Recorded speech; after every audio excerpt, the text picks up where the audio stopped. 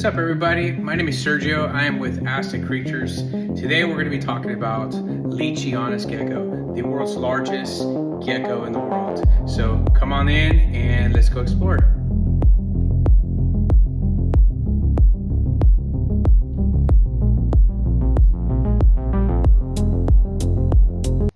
As we proceed with this video, let's start talking about enclosures.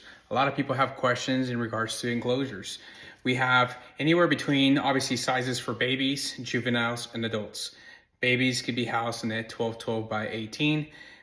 Juveniles should be enclosed in the 18-24. Potentially, you can even put an adult in there, but most likely you want to put them in a 18-36 or a 3 by 2. There's different brands as Zoomed, Exoterra, and any other brands out there. You want to start by making sure to see what locale that you're working with, right? There's many different locales on these leachianus geckos.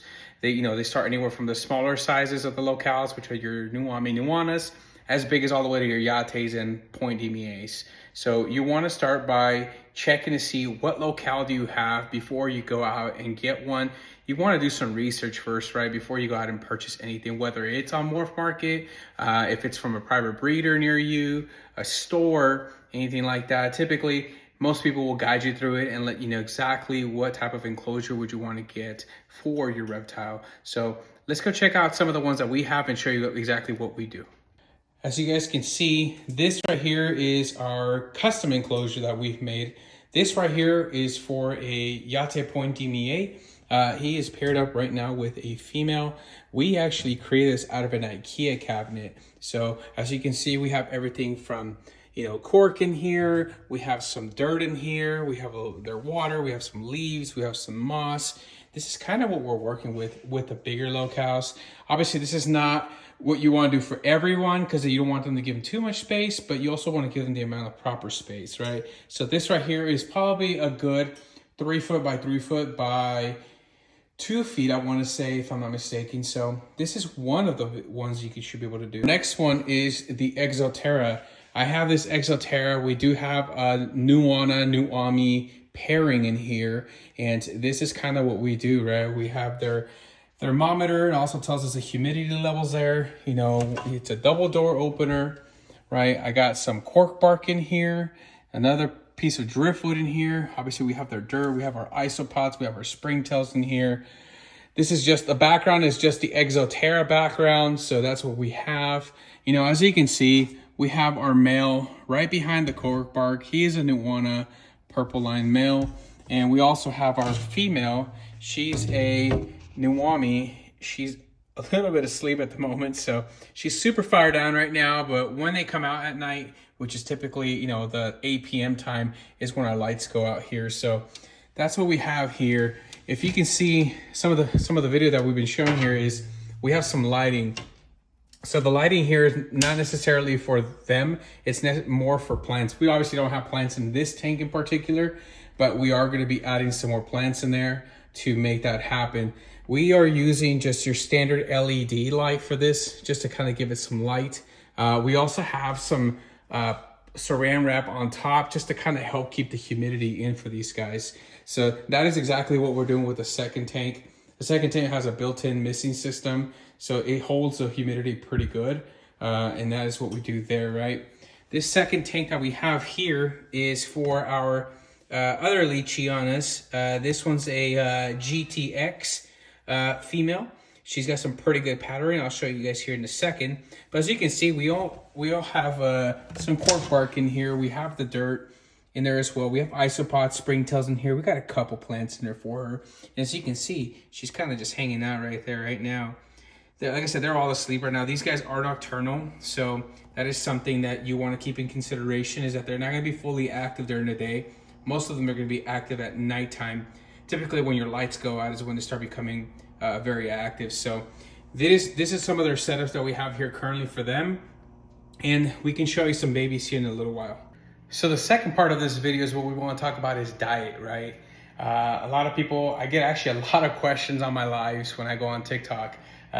What do you feed your leachies, right? So here's a variety of different stuff that we feed our leachies. We actually are feeding Pangea So we have the watermelon type, which is pretty what everybody likes.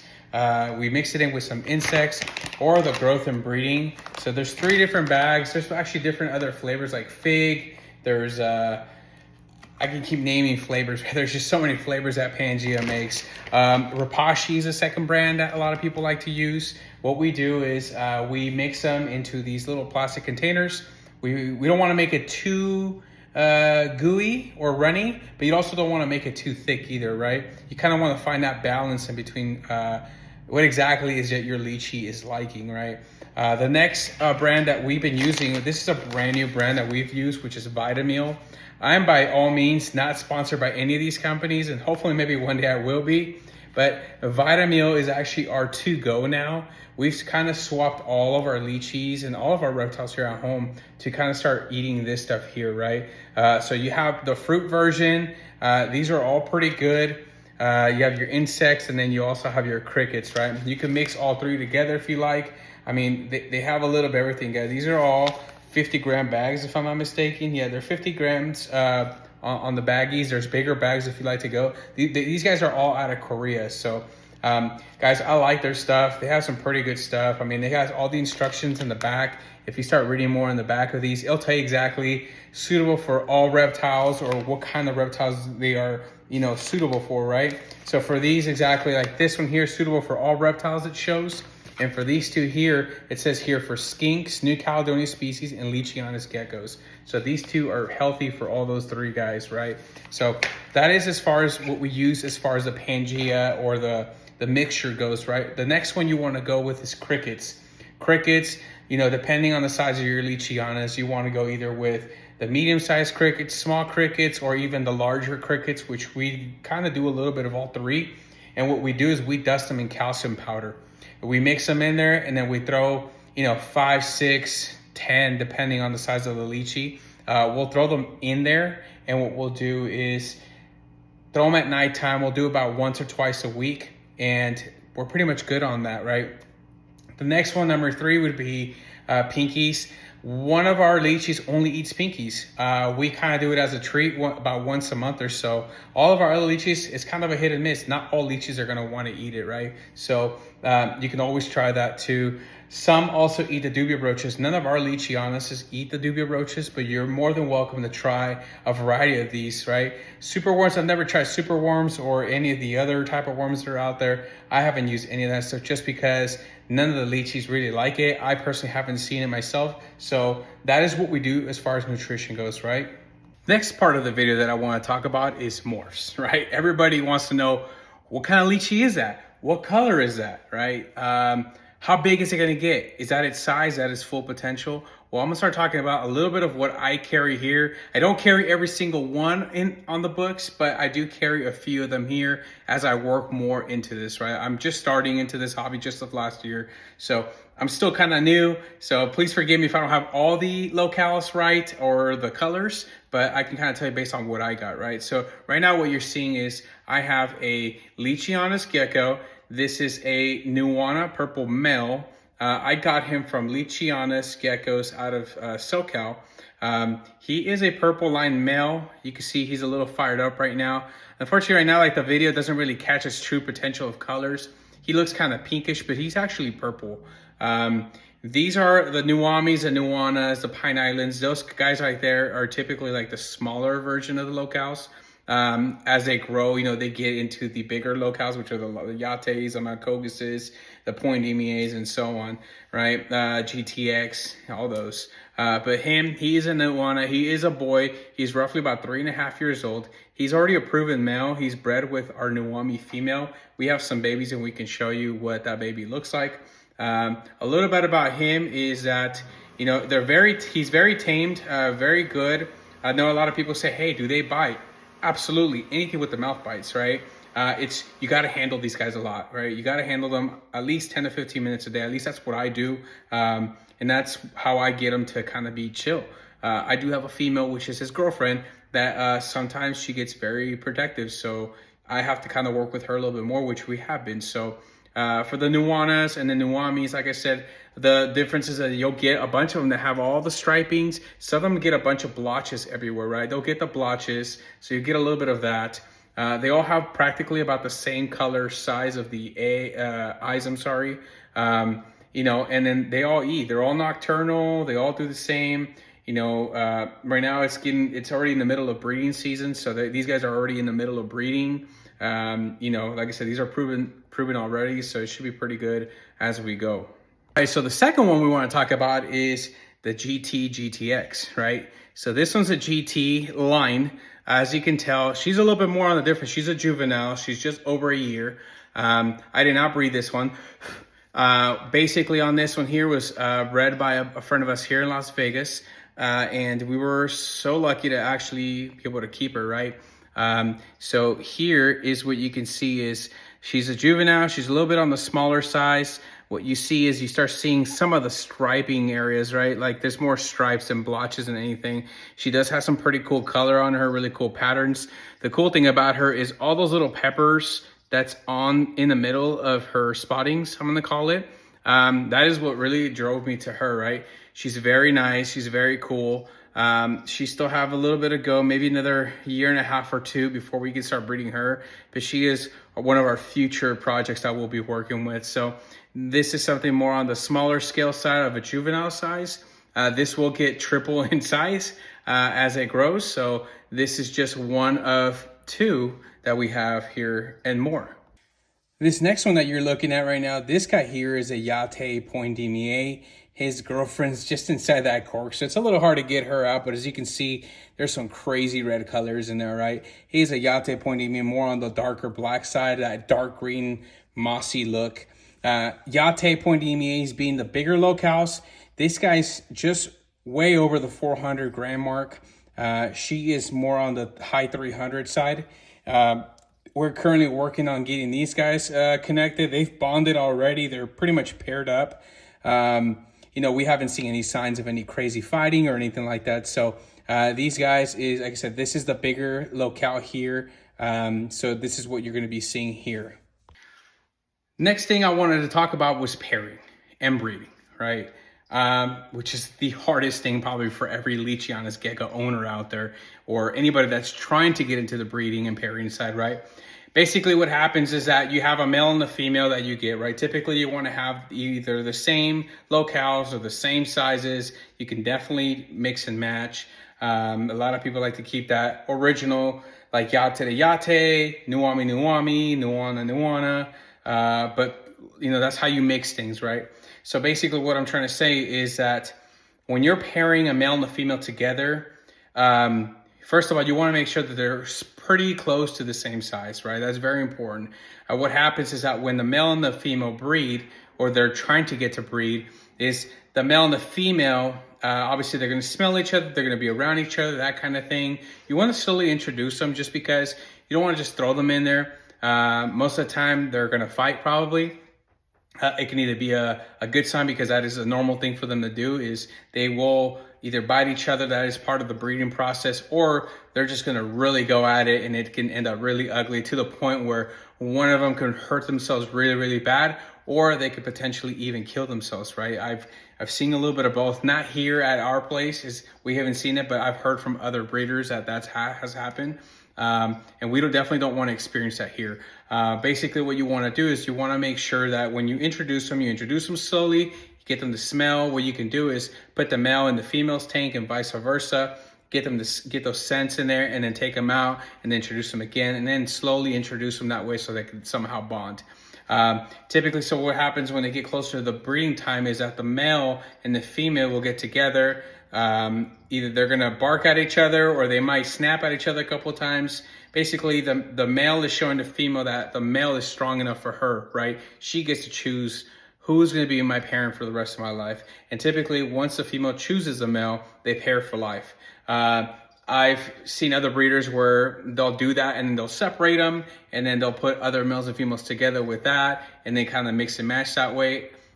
Some people have been fortunate enough to be able to do that. Some have not. I haven't tried that. I don't think I'm gonna, just because I don't want to see what happens. I've heard nothing but some really bad stories on doing that. So you want to be careful with that, right? What happens is that once the male and the female get together and they latch and, they breed and all that good stuff, it'll take anywhere between 30 to 45 days for the female to lay eggs, right? You want to do is either, I don't do the bins where they, they have the moss or the sphagnum moss or anything like that in a humid box, anything like that. I let the female just go do her normal thing like she would in the wild. Go in the dirt, dig a hole, lay her 2 eggs, and then they're done, right? What you want to do is that when you go in and get the eggs, once they drop eggs, is you want to go in the egg, go in the dark room, use your phone, put the egg on top of the light, and then what you'll see is you'll see veins in there, right? If you see veins with a little circle in the middle, most likely those eggs are fertile, right? The way you find your eggs is the way you want to make sure that you put them when it's time to go incubate, right? And I can kind of show you what the incubation portion looks like. So I use little boxes for those, right? But we'll get there here in a second. So once you get them, you put them inside your little box. I like to do is get a Sharpie and put a line as how I found them. That's the way you want to put them flat. So once they're there and they're incubating, obviously you want to make sure that the area stays humid. You want to make sure your house stays, 73, 72 degrees within that range. If you're not going to keep your house that warm, then what I suggest is get an incubator, keep it at around that the Fahrenheit, and then you should be able to good to go on the eggs, right? Next would be is once the babies hatch, right? They can take anywhere between 80 to 150 days, right? It could be anywhere between that. Some get lucky and get them at 80 or sooner. Some get them later down the road, right? That's you could do either or vice versa. What happens next is once the babies are born, they'll shed their first shed, and then you can pick them out and put them in a temporary enclosure so that you can monitor them. You want to put some towels in there and all that good stuff, but we'll show you kind of what the process looks like as far as that goes.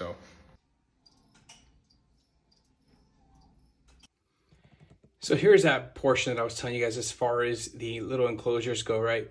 We just have some fake plants in there. We have some of that toilet paper left over, and we kind of use that as like a little hide.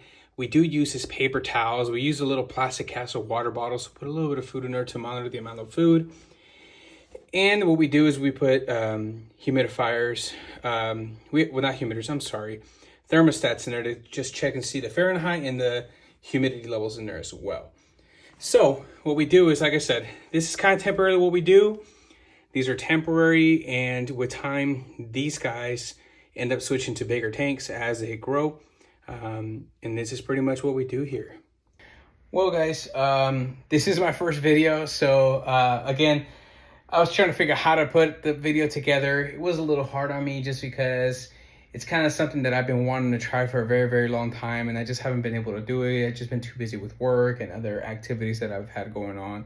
I go mainly live on TikTok, so you guys are more than welcome to go ahead and hop on my TikTok. Ask the Creatures is where I'm at. I also have my Instagram and now my YouTube, right? And if you guys can do me a favor, it's just like wherever, whether it's here or whether it's over there, if you guys can do me a favor is like my video. Comments would be greatly appreciated. If you guys can follow that, it would mean the world to me.